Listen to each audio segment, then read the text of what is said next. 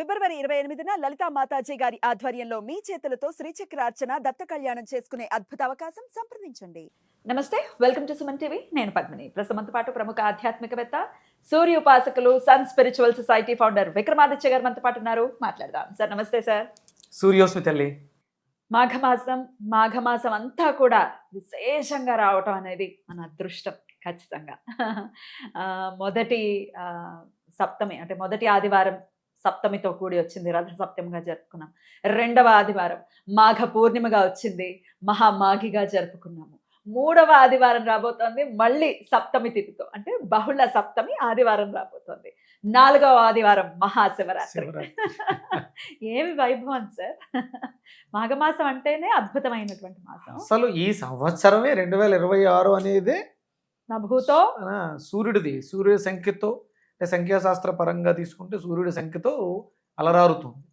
ఇక ఈ సిగ్నిఫికెంట్గా తీసుకుంటే ఆదివారాలు సప్తమి తిథులతో, రథ సప్తమితో, మనల్ని అద్భుతమైనటువంటి పర్వదినాలతో. నాకు అంటే మనం ఇంకొక ఎపిసోడ్ చేయాలి. పౌర్ణమి మాఘసప్తమి ఎక్కడ, మాఘ పౌర్ణమి ఎక్కడ జరుపుకున్నాను? ఉజ్జయినిలో జరుపుకున్నాను.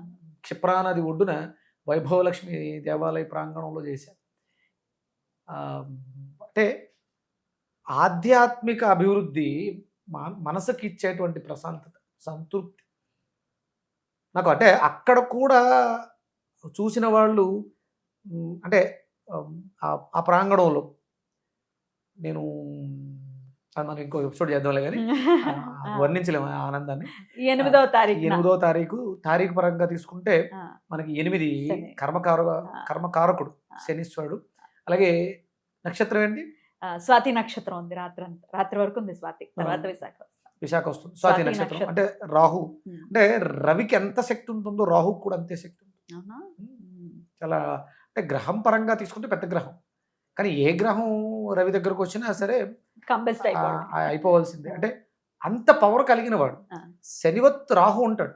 శని ఎలాగైతే కర్మకి ప్రతిఫలాన్ని ఇస్తాడో అంతకు 10 ఇస్తాడు రాహు ఇస్తే.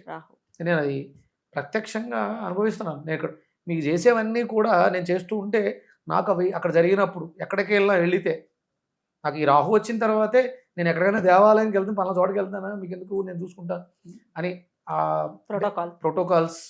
ఉజ్జయినిలో కూడా ప్రోటోకాల్ దర్శనం చేసుకున్నాను. ఇలా అంటే రాహుకు ఉన్నటువంటి ఇంపాక్ట్. మాఘమాసం ఒకటి గుర్తుపెట్టుకోండి, సూర్యుడు ఇచ్చినట్టు ఇంకెవ్వరూ ఏమీ ఇవ్వలేరమ్మా. ఎందుకంటే ఇవ్వడానికి అవన్నీ కూడా మనకి అంటే ప్రమాణాలు లేవు, నమ్మకాలే. మిగతావన్నీ నమ్మకాలు. అంటే నేను మొన్న మన సన్ స్పిరిచువల్ సొసైటీలో తేజం, సూర్య తేజం అనే సాంగ్ రిలీజ్ చేశాను. ఆ సాంగు మీకు చూస్తే హనుమంతుల వారితో సహా ఈశ్వరుడు ఎలా అనుగ్రహాన్ని ఇచ్చాడు, ఇవన్నీ కూడా అద్భుతంగా పాట రూపంలో మనకి మణిశర్మ గారు అందించారు. 1వ తారీఖు పౌర్ణమి రోజు సాయంత్రం అక్కడ ఉజ్జయినిలో యూట్యూబ్లో అప్లోడ్ చేశాను. నాటి వరకు చేయలేదు, అదే ఆ టైం కలిసి వచ్చింది, అక్కడ చేశాను. వినండి, మీరు వింటూ ఉండండి. మీకు ఆ సూర్యుడి యొక్క ఆంతర్యం. సమంతకమణి ఎవరిచ్చారు? సూర్యుడు. అక్షయపాత్ర ఎవరిచ్చారు? ఇలా మనం మాట్లాడుకుంటే ఎవరిచ్చినా అన్ని సూర్యుడే ఇచ్చారు. అందరికీ సూర్యుడు ఇచ్చాడు సార్. అంటే మనకు ప్రత్యక్షంగా కనిపిస్తున్నటువంటి భగవంతుడు.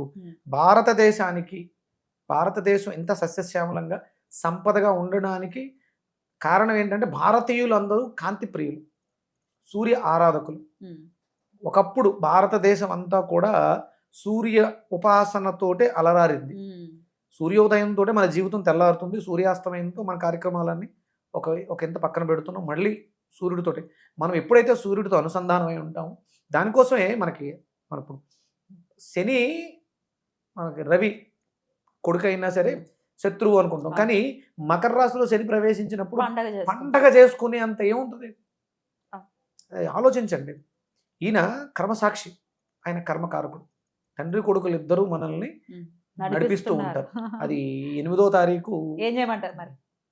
నేనైతే సూర్యుడికి సంబంధించినటువంటి అరుణ వ్రతాన్ని ఒకటి ప్రవేశపెట్టా. అరుణ వ్రతాన్ని పెట్టాను. మనం ఫస్ట్ రథసప్తమికి స్టార్ట్ చేసాం. మన 2వ దానికి ఏమో నేను ఉజ్జయినిలో ఉన్నాను. ఇక్కడ యూసఫ్గూడలో మన మురళీకృష్ణ గారు కొంతమందిని కూర్చోబెట్టి మళ్ళీ ఆ అరుణ వ్రతాన్ని మళ్ళీ చేయించారు. వీలైతే అంటే వ్రతం చేయడానికి సామూహికంగా గ్యాదర్ అవ్వటం అన్నీ ఉంటాయి. మీకు అవన్నీ అంటే నేను కొంతమందికి ఇచ్చున్నాను అరుణ యంత్రాలు. మొన్న హోమం వ్రతంలో కూర్చున్న వాళ్ళ దగ్గర మనకి సత్యనారాయణ స్వామి వ్రతంలో ఎలాగైతే క్లాతు యంత్రం ఉంటుందో అలాగే ఇచ్చున్నాను. ఏమీ లేదు. మీ దగ్గర ఏదైనా ఒక స్త్రీ యంత్రం ఉన్న మధ్యలో స్వామి ఉన్నాడని భావన చేస్తూ ఒక ఒక్క కానీ లేకపోతే ఒక రాగి కాయిన్ కానీ పెడితే ఆయన వచ్చేస్తారు. సూర్యం ఆవాహయామి స్థాపయామి పూజయామి, గాయత్రీం ఆవాహయామి స్థాపయామి పూజయామి, ద్వాదశాదిత్యులు పేర్లే ఉన్నాయి. ఐడియా ఉందా? రవి, మిత్ర, మిత్ర, రవి, సూర్య, సూర్య, భాను, ఖగ, ఖగ, పూష, హిరణ్యగర్భ, మరీచి, ఆదిత్య, సవిత్ర, అర్క, భాస్కర, ద్వాదశాదిత్యులు. ఏ పేర్లు చెప్పండి? మిత్ర, మిత్ర, రవి, రవి, సూర్య, సూర్య, భాను, భాను, ఖగ, ఖగ, పూష్ణ, పూష్ణ, హిరణ్యగర్భ, హిరణ్యగర్భ, మరీచి, మరీచి, ఆదిత్య, ఆదిత్య, సవిత్ర, సవిత్ర, అర్క, అర్క, భాస్కర. భాస్కర. అంటే 12 దళాలు వచ్చేటువంటి ఒక కమలాన్ని లిఖించండి. మధ్యలో బిందువు, బిందువు పైన త్రికోణం, పైన ఒక వృత్తం.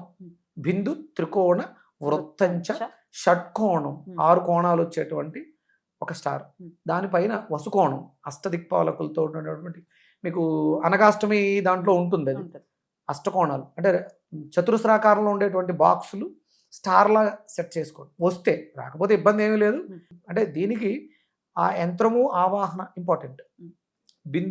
బిందువు మధ్యలో ఉన్నది అమ్మవారు శక్తి స్వరూపిణి, ఆయనే సూర్యుడిగా మనం భావిస్తాం. బిందువు అక్కడ ఒక కాయిన్, రాగి కాయిన్ పెట్టి దాని మీద ఒక ఒక్క పెట్టండి. అలాగే త్రికోణంలోను అట్లో గాయత్రి మంత్రాన్ని చదువుకోండి. ద్వాదశ ఆదిత్యుల పేర్లు చదువుకోండి. 12 చోట్ల 12 తమలపాకులు పెట్టి దాని మీద ఒక రాగి కాయిన్, రూపాయి బిళ్ళ కాదు, రాగి కాయిన్ ఒక ఒక్క పసుపు కొమ్ము పెట్టి మిత్రం ఆవాహయామి స్థాపయామి పూజయామి, రవిం ఆవాహయామి స్థాపయామి పూజయామి, మిత్ర రవి, సూర్యం ఆవాహయామి స్థాపయామి పూజయామి, ఖగ ఆవాహయామి. ఇలా 12 మందిని అక్కడికి పిలుచుకున్నాం. అష్టోత్తరం చదవండి, ఆదిత్య హృదయం చదవండి, దీపాలు వెలిగించండి, హారతి ఇవ్వండి, ధూపం వెలిగించండి. వీలైతే సూర్య నమస్కారాలు చేయండి, లేదా సాష్టాంగ నమస్కారాలు 12 సార్లు చేయండి. మిత్ర అని ఒకసారి ఓం ఐం హ్రీం శ్రీం హ్రాం హ్రీం హ్రూం హ్రైం హ్రౌం హ్రాం మిత్రాయ నమః సాష్టాంగ నమస్కారం సమర్పయామి. సూర్యుడు నమస్కార ప్రియుడు. అంటే దానికి ప్రాసెస్ ఉంటుంది, పెద్ద మంత్రం ఉంటుంది. అది ఉద్యన్నద్యమిత్రమ ఆరోహణుత్త రామదేవం ఉద్రోగం మమ సూర్య హరిమానంచనాశయ ఓం ఐం హ్రీం శ్రీం రాం హ్రీం హ్రూం హ్రైం హ్రౌం హ్రాం సూర్యాయ నమః. అంటే ప్రతిదానికి ఒక మంత్రం, దానికి ఒక అర్థం ఉంటుంది. 12 నమస్కారాలు ఇలాంటివి అరుణంలో 72 నమస్కారాలు వస్తాయి. అరుణ మహాసౌరంలో వస్తాయి. 72 నమస్కారాలు వస్తాయి. ఒక్కసారి స్లోగా చెప్పండి సార్. ఓం ఐం హ్రీం శ్రీం హ్రాం హ్రీం హ్రూం హ్రైం హ్రౌం హ్రః మిత్రాయ నమః. తర్వాత సూర్యాయ నమః.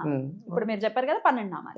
12 బీజాక్షరాలతో సూర్య నమస్కారాలు చేయండి, లేకపోతే సాష్టాంగ నమస్కారాలు చేస్తున్నారు. ఒకవేళ పూజ చేసినా చేయలేకపోయినా, మేము చేయలేమేమోనండి అని అనుకున్నా, ఈ నామం చదువుకుంటూ 12 నమస్కారాలు చేయండి. 12 మంత్రాలు చదువుతూ అర్ఘ్యం ఇవ్వండి, పరమాన్నాన్ని నివేదన చేయండి. అయిపోయింది. అద్భుతంగా అవుతుంది. ఆదిత్య హృదయాన్ని 12 సార్లు పఠించండి. ఇంకేం కావాలి? కానీ మీరందరూ సన్ స్పిరిచువల్ సొసైటీ కాంటాక్ట్ అవ్వండి. నేను ఇది అంటే ఒక ఇంట్లో జరిగేది కాదు, మనకు కావాల్సింది ఇప్పుడున్నటువంటి పరిస్థితులలో సామూహిక ఆచరణ, సర్వమాన సమానత్వం. మన దగ్గర ఐకమత్యం లోపించింది. దానికోసం సామూహిక ఆచరణ అంటే ఒక్కళ్ళు ఒకసారి అడిగితే, ఒక్కొక్కళ్ళగా అడిగితే కొద్దిగా ఫలితమే ఉంటుంది. అదే సామూహికంగా అడిగితే ఫలితం అధికంగా ఉంటుంది. ఎందుకంటే ఈ వ్రతం అయిన తర్వాత మనం చేసేటువంటి హోమం, సౌర హోమం, ప్రకృతిలో ఉన్నటువంటి వైపరీత్యాలు వాటిలన్నింటిలో కూడా క్లీన్ చేస్తుంది, మనకు ఆరోగ్యాన్ని ఇస్తుంది. గుండె జబ్బులు ఒకటి, లివర్కి సంబంధించిన క్యాన్సర్స్ ఒకటి బాగా ప్రబలుతుంది. అందుకని ఏంటంటే ఇప్పుడు అవసరం, కంపల్సరీ ఈ సామూహిక వ్రతాలు మనం చేయాలి. మీరందరూ సంఘటితమై నన్ను సంప్రదిస్తే నేను తీసుకొచ్చి మీ దగ్గర కూర్చోబెట్టి నేను చేయిస్తా. ఇది మనందరి యొక్క స్వార్థమే. నేను బాగుండాలంటే మీరు అందరూ బాగుండాలి. అందుకని మీకోసం నేను చేసేటువంటి అద్భుతమైనటువంటి కార్యక్రమం సన్ స్పిరిచువల్ సొసైటీ మీకు అందిస్తున్నటువంటి గిఫ్ట్. సన్ స్పిరిచువల్ సొసైటీలో సాంగ్ అప్లోడ్ చేశాను, దాన్ని వినండి. మీకు ఆ ఆనందం, తన్మయత్వం మెసేజ్ రూపంలో చెప్పండి. తప్పకుండా. Thank you sir. నమస్తే. సూర్యస్మృతి.